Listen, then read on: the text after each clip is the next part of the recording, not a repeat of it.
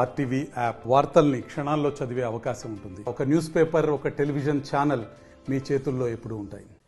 అభం శుభం తెలియని చిన్నారులను కాటేస్తున్నారు కామాంధులు. మొన్నటికి మొన్న జూన్ 13న జరిగినటువంటి ఘటనలో చిన్నారి రేప్ అండ్ మర్డర్ విషయం మరవక ముందే పెద్దపల్లి జిల్లా సుల్తానాబాద్ మండలం రేగడి మద్దుకుంటలో చిన్నారిని మాయమాటలు చెప్పి చాక్లెట్లు బిస్కెట్స్ ఇస్తామని చెప్పి రమ్మన్నాడు,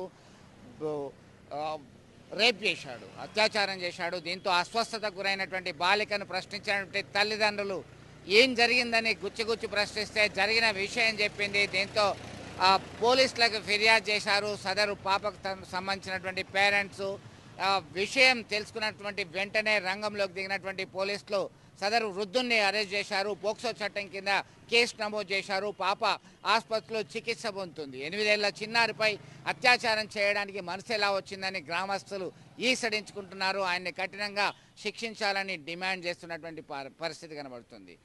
కనుపాపలను కంటిరెప్పలే కాటేస్తే ఎట్లా ఉంటుంది అనేటువంటి చందంగా చర్చ జరుగుతున్నటువంటి నేపథ్యంలో ఇలాంటి అఘాయిత్యాలు కొనసాగుతూనే ఉన్నాయి. వీళ్ళకి ఖచ్చితంగా పనిష్మెంట్ సెవేర్గా ఉండాల్సిందే అని చెప్పేసి డిమాండ్ రోజు రోజుకు పెరుగుతున్నటువంటి పరిస్థితి. మొన్నటికి మొన్న కాటంపల్లిలో చిన్నారి రేప్ అండ్ మర్డర్ విషయంలో ప్రభుత్వం సైతం స్పందించింది.